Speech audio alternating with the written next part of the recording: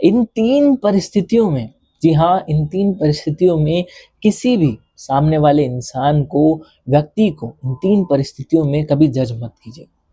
इन तीन अवस्थाओं में, तीन परिस्थिति में किसी व्यक्ति को जज कभी मत करना। एक्चुअली हम सभी लोगों का ये एक बेसिक जो स्वभाव है ये बन जाता है कि थोड़ा-सा किसी का देख लेते हैं और उसकी कंप्लीट जो प्रोफाइल है उसको जज कर बैठते हैं। हम सोचते हैं भैया ये इंसान तो ससुरा ऐसा ही है, ये तो भैया ऐसा ही है, और उसकी विदाउट, उसकी जो एक्चुअल रियलिटी है वो बिना जाने समझे परखे। तो नंबर 1 पहला आता है किसी का स्वभाव देख के।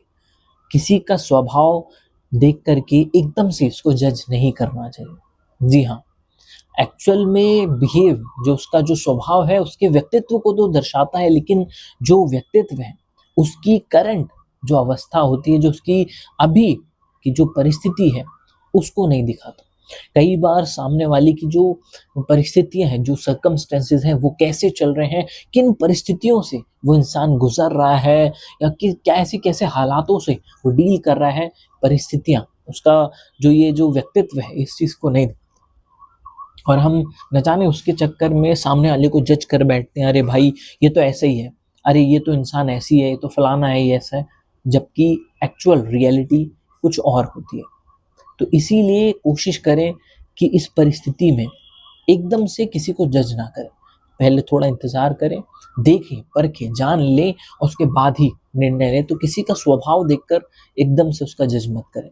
नंबर 2 पैसा। जी हाँ, हम सोचते हैं किसी के पास भैया अभी पैसा है, वो ये कर रहा है, वो कर रहा है, भैया बड़ा अमीर है, बड़ा ये है, बड़ा धनवान है, ये है, वो है। जबकि आगे जाकर के हमें ये रियलाइज़ होता है कि हम गलत थे। हम गलत थे, हमने ये गलत किया, और उसकी एक्चुअल रियलिटी कुछ और ही हमारे सामने हमें निकल के आती है। तो इसीलिए ये कभी ना करें।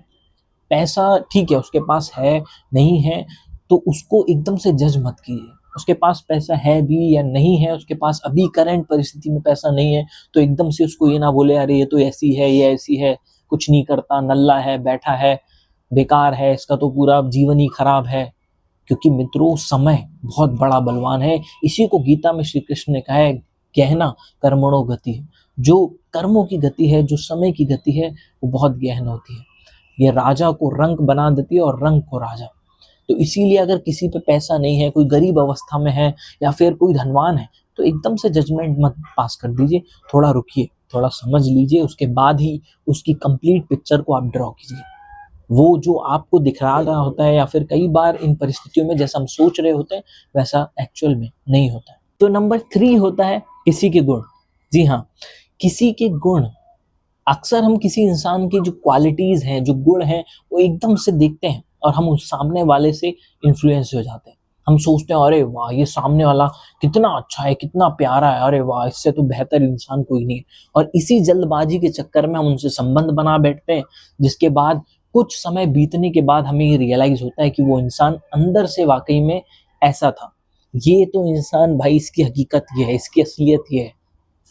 और ये अक्सर जब हम संबंध बनाते हैं तो ये बहुत होता है कि हम पहले सामने वाले से इन्फ्लुएंस हो जाते हैं, उसकी जो बुराइयां हैं, जो अवगुण हैं, उनको नहीं देखते, गुणों जो उनकी क्वालिटीज हैं उन्हीं से इन्फ्लुएंस हो जाते हैं और रिश्ता संबंध बना बैठते हैं। और कई बार इतनी ज्यादा बहुत जल्दी कर बैठते हैं कि हमें आगे जा कर के इस चीज का रियलाइजेशन होता है कि नहीं भाई, हमने उस टाइम में बहुत गलत किया, हमें एकदम से रिलेशन नहीं बनाना चाहिए। तो इसीलिए किसी के गुण देख करके भी एकदम इन्फ्लुएंस नहीं हो जाएगा। उसको थोड़ा रुकें, परखें, जानें, समझें और उसके बाद ही कोई निर्णय लें। तो ये 3 चीजें हैं जिसमें एकदम से जजमेंट नहीं दीजिए, थोड़ा रुकिए और फिर उसके बाद अपना निर्णय लीजिए। तो ये वीडियो आपको कैसी लगी नीचे कमेंट करके ज़रूर बताएं, और चैनल को अगर सब्सक्राइब नहीं किया तो सब्सक्राइब ज़रूर करें, अपना फीडबैक ज़रूर दें। मिलते हैं नेक्स्ट वीडियो में। Till then take care.